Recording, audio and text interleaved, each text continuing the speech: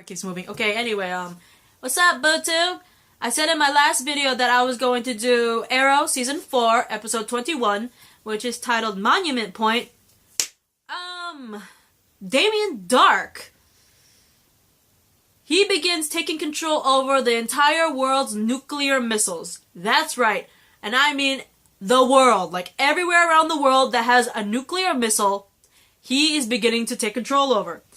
And so the only way to stop him is they want to try maybe like override, I think, the nuclear missiles? Was it override the missiles or something like that, right? Where they have to use some sort of hacking ability to do it. They assume maybe Felicity can, but Felicity's like, oh no, there's someone out there that's actually better than me when it comes to what we want to do, and that would be Felicity's father, Noah. If you remember Noah, he is the calculator. And so, the team seeks out Felicity's father, Noah, aka the calculator, to pretty much help disable the Rubicon program, because that's what was stolen from, Lila. And, apparently Damien Dark is also seeking, calculator because apparently, according to Damien Dark, the calculator is a loose end, and he wants to, cut that loose end out. So he sends Danny Brickwell and Michael Amar to find and kill Noah. If you remember, Danny Brickwell is, Michael Amar is, Murmur, if I remember correctly. Danny Brickwell is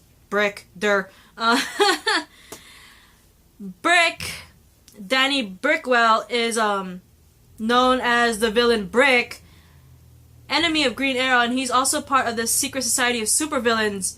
I know for a fact that Michael Amar is Murmur, the guy with the sewn mouth. But anyway, Oliver and his team are able to rescue Calculator from Dark's men, and Noah agrees to help, but in order to help disable the Rubicon program, he says he needs a high-powered processor or something like that from Palmer Tech. I know it was from Palmer Tech, right? So, Felicity, since she's a CEO, she decides, going over there and getting that high-powered processor from Palmer Tech should be easy, right? But then the moment she heads over there, she learns that she has been fired as the CEO.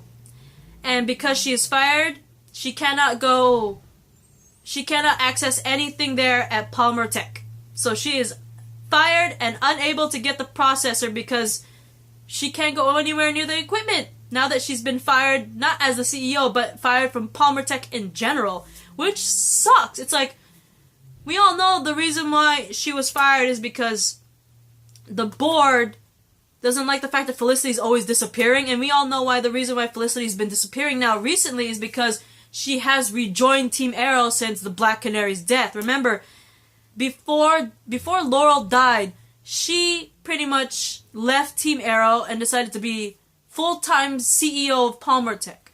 But then she came back right when she came back after Laurel was attacked and now killed by Damien Dark. And ever since she came back, she's been kind of neglecting her CEO duties, and because of that, the board doesn't like the fact that she's been missing out on her CEO duties, and because of that, they decided to fire her. From an outsider point of view, I understand. I mean, Felicity is the CEO of an entire billion-dollar company, and she's not around to run it. But keep this in mind, before it was Palmer Tech, and it was still Queen Consolidated, and under Oliver's domain, wasn't Oliver Queen the CEO of Queen Consolidated after his mother died? He kept disappearing a lot, perhaps even more than Felicity. But then again, it ended up being bought out by Ray Palmer because of that. So I kind of see the, if you're CEO and you disappear a lot, you're gonna lose your company somehow. Oliver lost Queen Consolidated but to Ray Palmer. It got turned into Palmer Tech and given to Felicity. She disappears a lot, and now she's been fired. I kind of see it now. Never mind. But at the same time, it's like, how can you explain to the board of your company, oh, by the way, the reason why I'm not around being CEO like I should be is because I'm helping Team Arrow. Green Arrow and Spartan and all them and Speedy. Yeah, I help them. I even have my own code name, Overwatch. So I can understand Felicity, like, she must really hate the fact that she can't tell the board why she's not being a proper CEO. But anyway, when Hive attacks... Wait, hang on. Let me rewind that. Because she's been fired, it forces the team to pretty much go in the building and break in and steal it. They didn't really steal that high-powered processor, but Calculator was able to clone at least 90% of it before they had to retreat, right? And Hive manages to locate the team right afterwards when when Calculator manages to... Let me rephrase that. The Calculator hacks into Rubicon using that 90% cloning thing that he did for the high-powered processor, right? And because he's hacking into Rubicon, Hive was able to locate the team. So because of that, Hive ends up attacking everybody. And during all that, Felicity and her father were able to shut down Rubicon and stop all the missiles. Unfortunately, because they were attacked ahead of time, they were able to stop all the missiles but one. Every single missile was stopped except for one. So one missile is launching on the air on its way to Monument Point or something like that. And they're trying so hard to stop it and everything, Felicity and Calculator, but they're not able to. And so Felicity has no choice but, instead of stopping it because they can't stop it, she has no choice but to redirect it to a less populated town. So... yes, they were able to stop all the missiles except for one, which is pretty good. I mean, it's better than having all the missiles go off, right? Or more than one. But it's unfortunate that despite the fact that one missile launched, they were not able to stop it and they had to redirect it to another town. And unfortunately, even though it was less populated than Monument Point, it still had people in it. And unfortunately, it detonated, which really freaking sucks. I know that Monument Point has like billions of people compared to that small little town, less populated town, but there's still people in it. And when I saw the explosion, I was like, damn, that's just cold-blooded right there. That was just wrong. But anyway, Oliver and Diggle, after all that, look for Damien Dark, and they manage to find Dark in a Nexus chamber, because they're looking for the Nexus chamber, especially after Oliver found out there is one in Star City. And so, Oliver and Diggle managed to find Dark in the Nexus chamber. And apparently he has gathered more power because of all the deaths that were caused by that one missile that exploded in that little populated town. And, shit is hitting the fan. If we thought Damien Dark was already powerful already with his powers, now that I know it's a less populated town, it's still a populated town, and they all died when that missile exploded. So we all know that that idol that's giving Damien Dark his powers is commanded by darkness and death, and that was a lot of death. So Damien Dark was already a handful as it is before the deaths.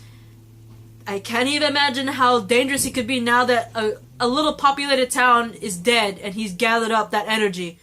So I'm kind of scared for Oliver and Diggle because they're there in the room with Damien Dark right when he absorbed all that power. So I'm kind of scared. But anyway, there's something that was interesting about the flashbacks. I normally don't really say anything about the flashbacks, but this particular flashback toward the end kind of interested me. Raider does escape the caves, but Oliver and that lady, I think her name is Tiana or something like that, they manage to steal the idol again and they run for it. But, you know, at one point, Oliver notices Tiana, like, slowing down. He's like, what's wrong? And she puts down the idol, and we find out that the idol is actually beginning to affect Tiana, because when she puts the idol down and looks straight into Oliver's face, her eyes glow just like Raider's did when he had the idol. So we see the idol actually affect her, and it's actually very interesting that someone besides Damien Dark and Raider was actually affected by that idol. Because keep this in mind, when we first saw the idol, we only saw it affecting Damien Dark, of course, and of course in the flashbacks, Raider. The fact that the idol actually affected someone else besides Raider and Damien Dark It's a very fascinating thing, especially if it's someone somewhat more pure than Raider and Dark, that being Tiana. So I'm kind of worried about her, I really am. But then again, this is a flashback, and obviously she's nowhere to be seen. So she's either dead or gone evil or something in that flashback. But anyway, I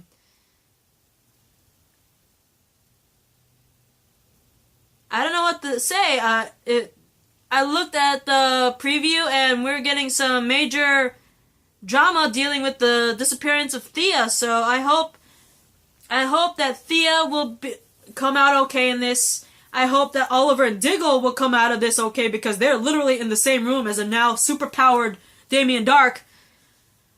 I don't know if I trust Calculator completely, but he does have a point. He obviously is still a bad-ish guy, like a hacker bad-ish, but obviously what's there to hack if the entire world is destroyed, right? So I kind of see what he means, like he wants to save the world, because if everyone died, what's there to do? You know what I mean? It's kind of like if you were immortal, and like everyone in the world died, and you're still the only one left. It's like, you're the last man on Earth, type of thing, right? And plus, I think there is a little bit of affection and love for his daughter. I don't know. You guys can put in the comments if you think he is doing it because he loves his daughter. Like, truthfully loves his daughter.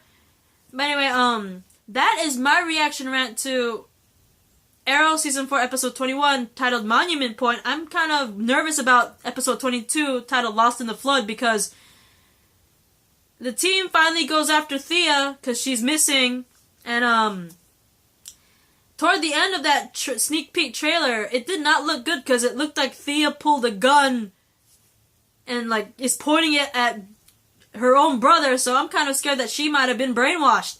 So look forward to that, guys. I have a lot to say about that shit. But anyway, see you guys in the next video. Bye.